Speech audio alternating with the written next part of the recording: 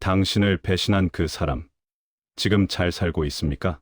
당신에게 거짓말을 하고 뒤통수를 치고 당신의 인생을 망가뜨린 그 인간 말입니다. 밤마다 이를 갈며 복수를 다짐하고 그 사람이 불행해지는 모습을 상상하며 잠 못 이루는 밤들이 얼마나 많았습니까? 솔직히 말씀드리겠습니다. 그렇게 복수를 꿈꾸며 보낸 시간 동안 정작 망가진 건 그 사람이 아니라 바로 당신 자신이었습니다. 부처님께서는 법구경에서 단 한 줄로 이 진리를 꿰뚫으셨습니다. 복수하려 하지 말라. 쓰레기는 알아서 썩어 문드러진다. 많은 사람들이 이 말씀을 듣고 비웃습니다. 그냥 맞고 살라는 소리냐? 그런 순진한 소리가 어디 있느냐고 말입니다.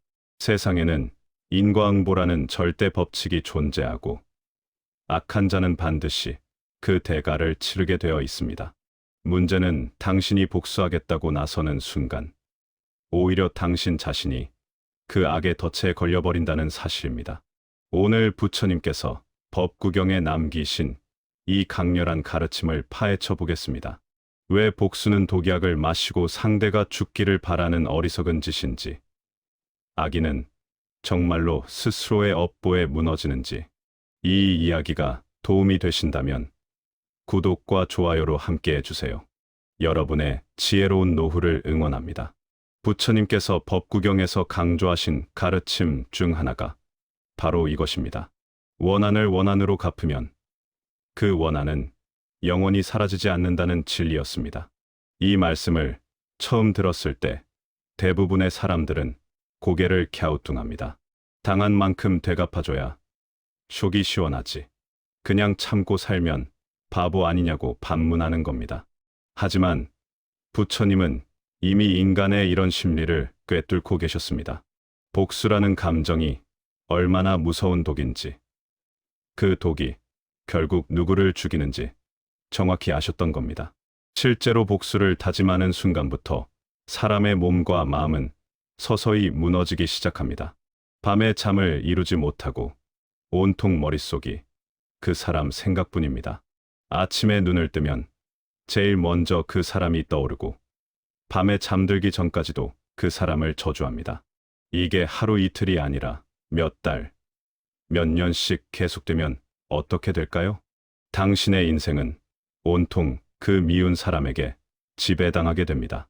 정작 상대는 아무렇지도 않게 자기 인생을 살아가는데 당신만 혼자서 분노와 증오에 갇혀 썩어가는 겁니다. 부처님은 이것을 정확히 꼬집으셨습니다. 복수는 마치 독약을 마시고 상대가 죽기를 바라는 것과 같다고 말입니다. 독을 마시면 누가 죽습니까? 당연히 독을 마신 사람이 죽습니다. 복수심이라는 독을 품은 사람, 바로 당신 자신이 먼저 무너지는 겁니다. 실제로 한 남성의 이야기를 들어보겠습니다. 이분은 동료에게 큰 배신을 당했습니다. 형제처럼 지낸 동업자가 회사 돈을 빼돌리고 잠적해버린 겁니다.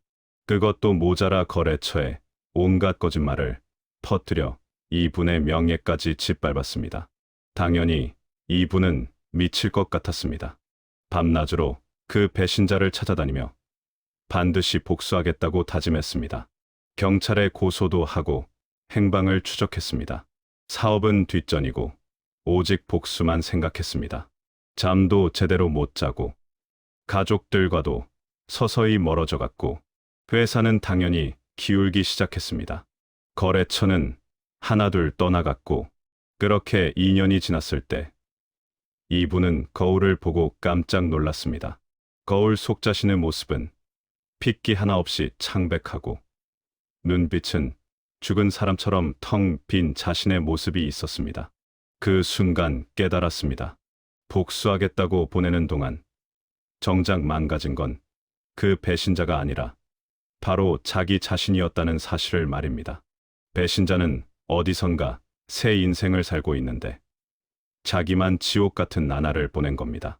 그제야 이분은 부처님 말씀의 의미를 뼈저리게 이해했습니다. 복수심이라는 독을 마신 건 자기 자신이었고 그 독으로 죽어가는 것도 자기 자신이었다는 걸 말입니다. 결국 이분은 복수심을 내려놓기로 했습니다. 쉽지 않았습니다. 매일 아침 명상을 하고 부처님 말씀을 읽으며 마음을 다스렸습니다. 처음에는 하루에도 수십 번씩 복수하고 싶은 마음이 치밀어 올랐지만 그때마다 스스로에게 되뇌었습니다. 이 독을 마시면 죽는 건 나다. 나는 더 이상 나를 죽이지 않겠다고 말입니다. 그 후 잠도 잘 자고 가족들과의 대화도 다시 살아났고 회사 일에도 다시 집중할 수 있게 되었습니다. 이분은 말합니다. 배신자를 용서한 건 아니지만 그 사람 때문에 내 인생을 망치지 않겠다고 결심한 것이 인생 최고의 선택이었다고 말입니다. 부처님 말씀대로 복수심이라는 독을 버린 순간 비로소 자신이 살아났다는 겁니다. 다음은 더욱 놀라운 진실을 다루겠습니다. 악한 사람은 정말로 스스로 무너지는가? 악인은 스스로 무너진다. 이것이 우주의 법칙이다. 부처님께서 법구경에서 말씀하신 가장 강력한 진리가 바로 이것입니다. 악한 자는 반드시 자신의 악업으로 인해 스스로 무너진다는 인과응보의 법칙입니다. 많은 사람들이 이 말을 듣고 반신반의합니다. 세상을 보면 나쁜 짓 하고도 잘 사는 사람이 얼마나 많은데 정말일까? 악인이 스스로 무너지는 것은 누군가의 복수 때문도 아니고 하늘의 벌 때문도 아닙니다. 바로 그 사람 자신이 지은 업보가 쌓이고 쌓여서 어느 순간 폭발하듯 무너지는 겁니다. 이것을 부처님은 인과응보라고 하셨습니다. 콩 심은 데 콩 나고 팥 심은 데 팥 나는 것처럼 악을 심으면 반드시 악의 열매가 맺힌다는 뜻입니다. 중요한 건 그 열매가 언제 맺히느냐가 아니라 반드시 맺힌다는 사실입니다. 어떤 사람은 1년 만에 무너지고 어떤 사람은 10년 만에 무너지고 어떤 사람은 20년 만에 무너집니다. 하지만 예외는 없습니다. 악을 행한 자는 반드시 그 대가를 치릅니다. 왜냐하면 악행은 씨앗처럼 그 사람의 삶 속에 심어지고 시간이 지나면서 싹을 틀어 결국 그 사람을 파멸시키기 때문입니다. 실제로 한 여성의 이야기를 들어보겠습니다. 이분은 친구에게 심한 배신을 당했습니다.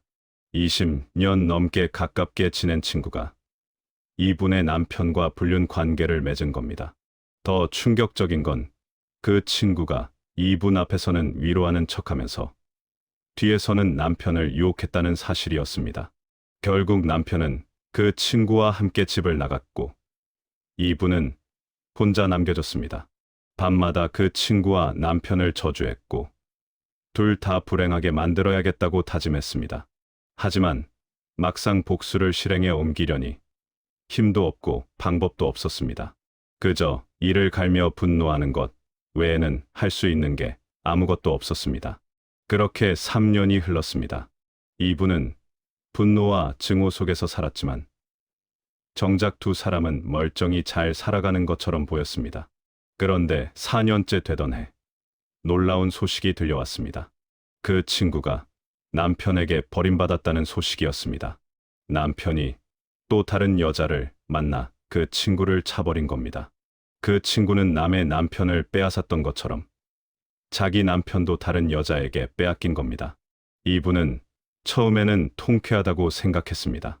하지만 이야기는 거기서 끝나지 않았습니다. 그 남편도 결국 파탄났다는 소식이 들려왔습니다.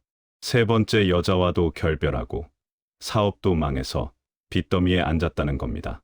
알고 보니 그 남편은 이분과 결혼했을 때부터 바람을 피워왔고 수십 명의 여자를 만나왔던 겁니다.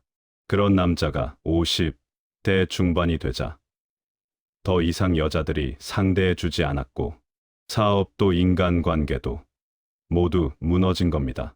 그 친구는 우울증에 걸려 정신과 치료를 받기 시작했다는 소식이 들렸습니다. 남편에게 버림받은 상처, 주변 사람들의 손가락질, 외로움과 죄책감이 모두 합쳐져서 정신이 무너진 겁니다. 이분은 말합니다. 자기는 손 하나 까딱하지 않았는데 그 두 사람이 스스로 완전히 무너졌다고 말입니다. 인과응보라는 게 정말로 존재한다는 걸 눈으로 똑똑히 본 겁니다. 그 친구는 남의 가정을 파괴했고 그 업보로 자기 인생이 파괴되었습니다. 그 남편은 평생 거짓말과 배신으로 살았고 그 업보로 모든 것을 잃었습니다. 부처님 말씀대로 악은 반드시 악의 열매를 맺었습니다. 이분은 그제야 깨달았습니다. 자기가 복수하려고 애쓸 필요가 없었다는 걸 말입니다. 악한 사람은 이미 자기 안에 파멸의 씨앗을 품고 있고 그 씨앗은 반드시 싹을 틔워 그 사람을 무너뜨린다는 걸 말입니다. 지금도 이분은 부처님께 감사하다고 합니다. 만약 자기가 직접 복수했다면 자기도 악업을 짓게 되어 똑같이 무너졌을 거라고 말입니다. 하지만 참고 기다린 덕분에 악인들은 스스로 무너졌다는 겁니다. 이것이 바로 부처님께서 말씀하신 우주의 법칙입니다. 악한 자는 언젠가는 반드시 스스로 무너집니다. 당신이 복수할 필요도 없고 당신이 분노할 필요도 없습니다. 그냥 당신은 당신의 삶을 살면 됩니다. 나머지는 우주의 법칙이 알아서 처리합니다. 다음은 더욱 중요한 이야기를 다루겠습니다. 그렇다면 우리는 어떻게 살아야 하는가?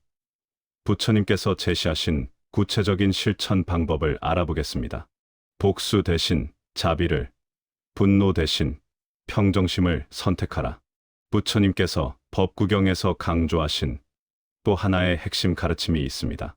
원한을 원한으로 갚지 말고 자비로 녹여라는 말씀이었습니다. 이 말을 듣는 순간 많은 사람들이 화부터 냅니다. 자비라니, 나를 괴롭힌 놈한테 왜 내가 자비를 베풀어야 하느냐고 반발하는 겁니다. 하지만 여기서 중요한 걸 놓치면 안 됩니다. 자비는 상대방을 위한 게 아니라 바로 당신 자신을 위한 겁니다.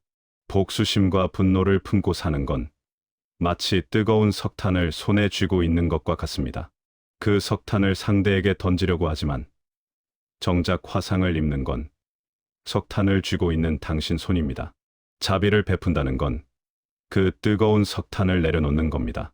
상대를 용서해서가 아니라 당신 자신을 불에서 구하기 위해서입니다. 부처님은 이것을 명확히 아셨습니다. 인간이 가장 고통받는 이유가 바로 분노와 증오를 놓지 못하기 때문이라는 걸 말입니다. 분노는 마음의 불입니다. 그 불은 상대를 태우는 게 아니라 당신의 마음을 태웁니다. 증오는 마음의 독입니다. 그 독은 상대를 죽이는 게 아니라 당신의 영혼을 죽입니다. 그래서 부처님은 자비와 평정심을 강조하셨습니다. 자비는 상대에게 베푸는 시혜가 아니라 당신 스스로를 치유하는 약입니다. 평정심은 무감각이 아니라 어떤 상황에서도 흔들리지 않는 마음의 중심입니다. 실제로 한 남성의 이야기를 들어보겠습니다. 이분은 50대 후반에 평생 모은 재산을 사기꾼에게 다 잃었습니다. 노후를 위해 모은 전 재산이 하루아침에 날아간 겁니다. 사기꾼은 이분의 오랜 지인이었고 투자하면 1년 안에 2배로 불려주겠다고 꿰어낸 겁니다. 이분은 믿었습니다. 하지만 돈을 건네자마자 그 사람은 연락이 끊겼고 나중에 알고 보니 해외로 도망친 상태였습니다. 이분은 정신이 무너졌습니다. 평생 성실하게 살아온 자신이 이렇게 허무하게 당할 줄은 꿈에도 몰랐습니다. 분노와 절망이 밀려왔습니다. 그 사기꾼을 죽이고 싶었고 자신도 죽고 싶었습니다.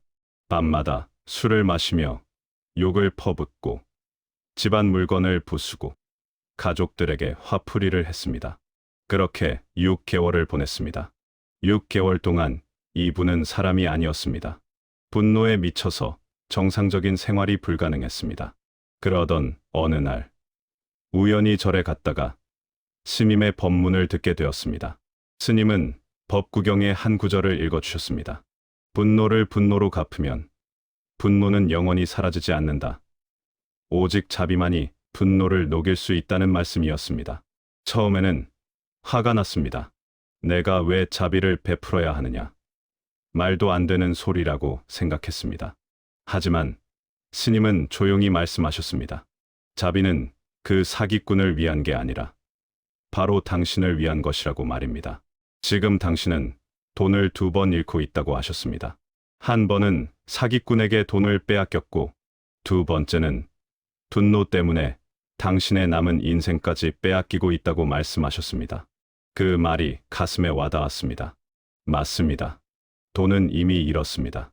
하지만 지금 이분은 돈만 잃은 게 아니라 건강도 잃고 가족도 잃고 평화도 잃고 있었습니다. 이분 스스로가 자기 인생 전부를 망치고 있었던 겁니다. 그날부터 이분은 달라지기 시작했습니다. 매일 아침 명상을 했습니다. 처음에는 명상 중에도 분노가 치밀어 올랐지만 그때마다 호흡에 집중하며 마음을 가라앉혔습니다. 스님께서 가르쳐 주신 대로 분노가 올라올 때마다 그 감정을 있는 그대로 바라보고 흘려보냈습니다. 1년이 지나자 놀라운 변화가 일어났습니다. 그 사기꾼 생각을 해도 예전처럼 분노가 치밀어 오르지 않았습니다. 물론 용서한 건 아닙니다. 하지만 그 사람 때문에 자기 인생을 망치지 않겠다는 결심이 확고해진 겁니다. 이분은 지금 평화롭게 살고 있습니다.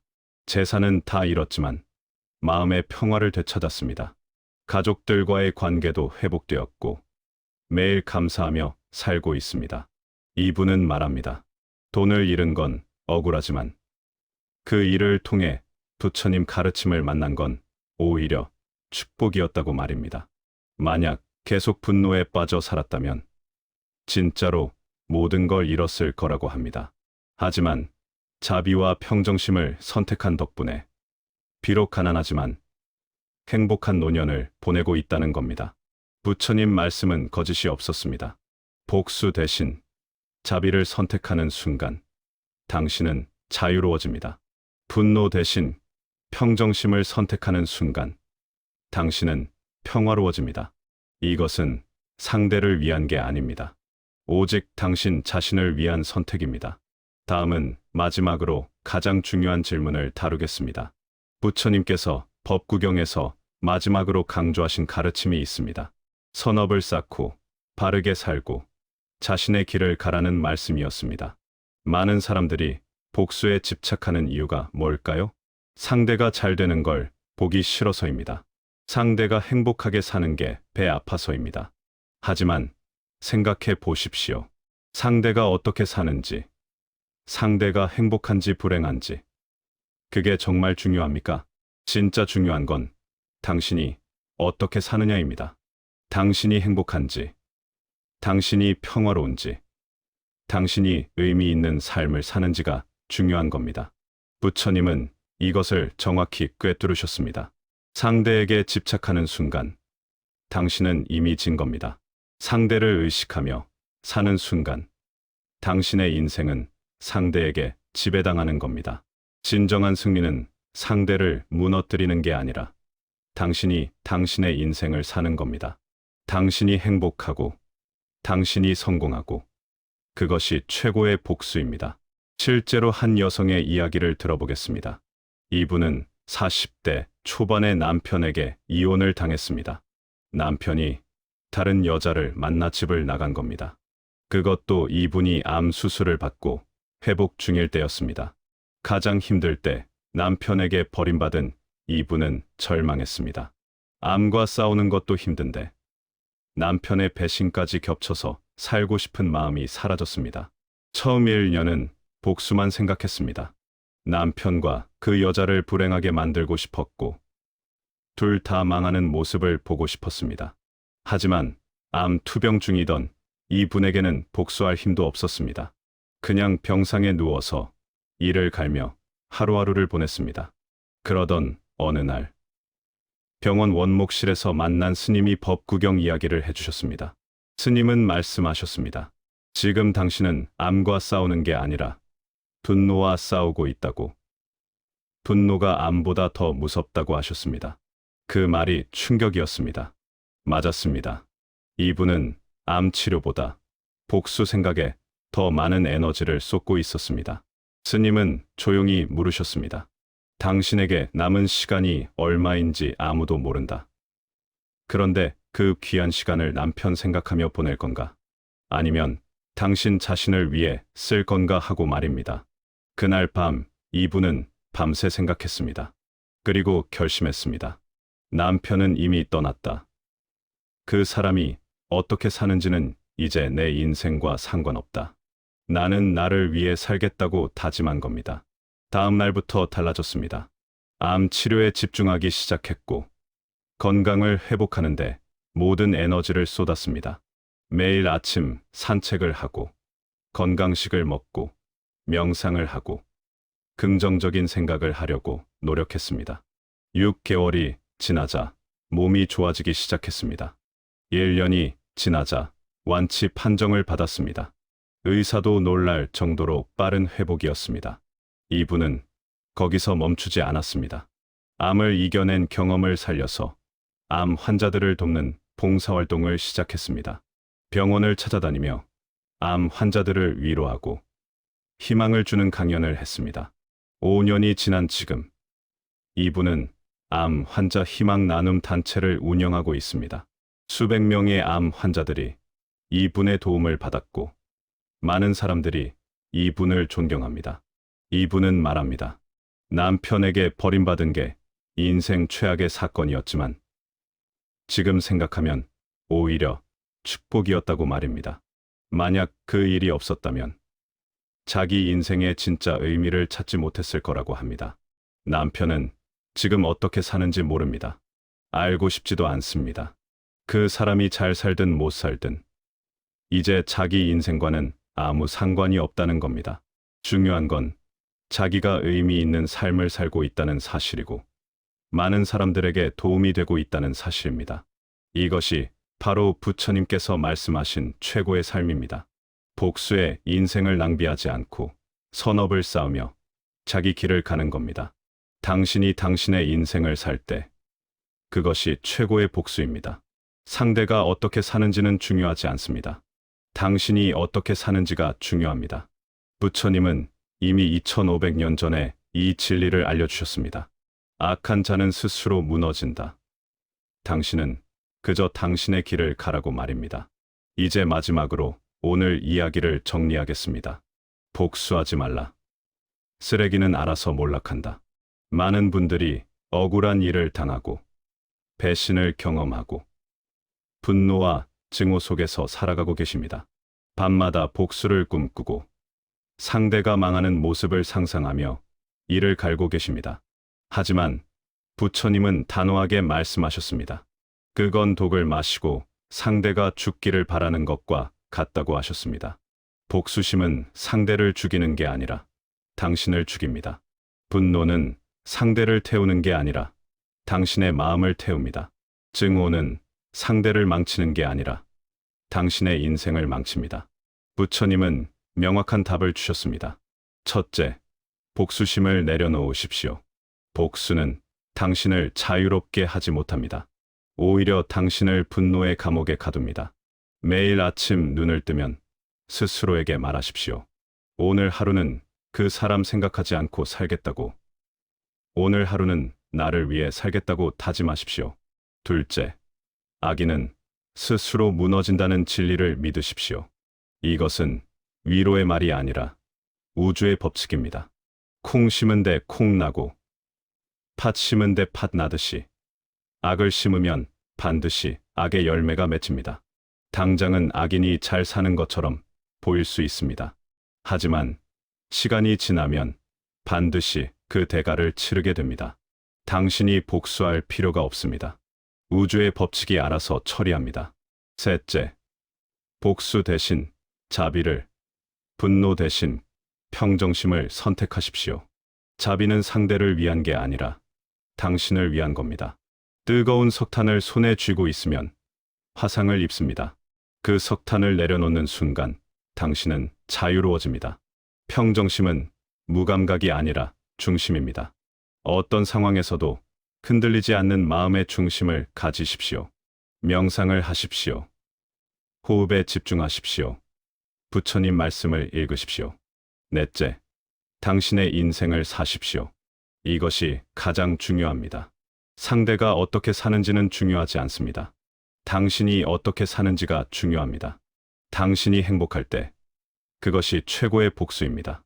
당신이 성공할 때 그것이 최고의 승리입니다. 인생은 짧습니다. 그 짧은 인생을 미운 사람 생각하며 보내기에는 너무 아깝습니다.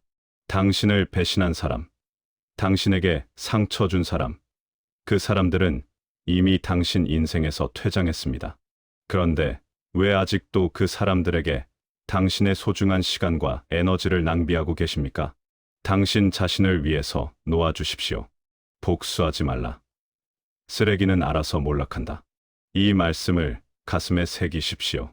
분노가 치밀어 오를 때마다 이 말씀을 떠올리십시오. 복수하고 싶은 마음이 들 때마다 이 말씀을 기억하십시오. 악한 자들이 스스로 무너지는 모습을 보게 될 겁니다. 오늘 이 영상을 보신 모든 분들이 부처님의 가르침을 실천하시길 바랍니다. 복수심을 내려놓고 자비와 평정심을 선택하시고 당신의 인생을 당신답게 사시길 바랍니다. 그것이 부처님께서 원하신 것이고 그것이 당신이 진정으로 행복해지는 길입니다. 감사합니다. 여러분의 남은 인생이 평화롭고 행복하기를 부처님께 기도드립니다.